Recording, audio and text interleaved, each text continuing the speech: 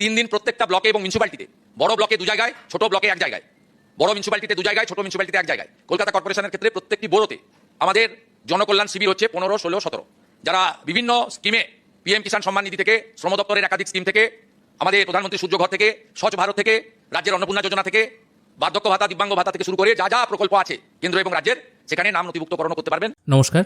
মাননীয় মুখ্যমন্ত্রীর যে বক্তব্যটি শুনলেন সেখানে উনি পরিষ্কার বলেছেন আগামী 3 দিন অর্থাৎ 15, 16 এবং 17 এই মাস অর্থাৎ জুন মাসের 15, 16 এবং 17 তারিখ 3 দিন বিভিন্ন জায়গায় ক্যাম্প অনুষ্ঠিত হবে এবং সেই ক্যাম্পে আমাদের যত রকম সরকারি প্রকল্প আছে সেটা কেন্দ্রও হতে পারে এবং রাজ্যও হতে পারে, সমস্ত প্রকল্পের কিন্তু ফর্ম জমা নেওয়া হবে। যারা এখনও অন্নপূর্ণা যোজনার ফর্ম ফিল আপ করে উঠতে পারেননি তারা কিন্তু ওই ক্যাম্পে গিয়ে অন্নপূর্ণা যোজনার ফর্ম ফিল আপ করতে পারবেন।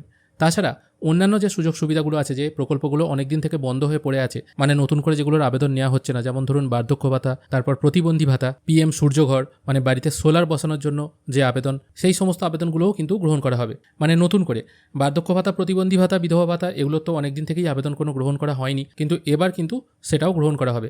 তাছাড়া আর একটা কথা তিনি বললেন, পিএম কিষাণেও কিন্তু আবেদন করা যাবে। এবার এখানে একটা কথা বলে রাখি, সেই 2019 সালের ফেব্রুয়ারির আয়কার পর্চা দিয়েই পিএম কিষাণ আবেদন হবে নাকি পরবর্তীকালে এই টাইম পিরিয়ডটাকে আরও বাড়ানো হবে, সেটাই কিন্তু এবার দেখার। তবে অত্যন্ত খুশির খবর, এখনও পর্যন্ত যারা ফর্ম ফিল আপ করে উঠতে পারেননি, এই দুয়ারে সরকারের মতোই আপনাদের বাড়ির কাছাকাছি বিভিন্ন জায়গাতে ক্যাম্প হবে, সেখানে ক্যাম্পে গিয়ে আপনারা ফর্ম সংগ্রহ করে জমা দিলে কিন্তু আরও তাড়াতাড়ি এই প্রজেক্টগুলো শুরু হবে এবং সেগুলোর বেনিফিটও আপনারা কিন্তু খুব তাড়াতাড়ি পেতে পারবেন। আপনাদের কি মতামত অবশ্যই জানাবেন। আজকের ভিডিও এখানেই শেষ করছি। ধন্যবাদ।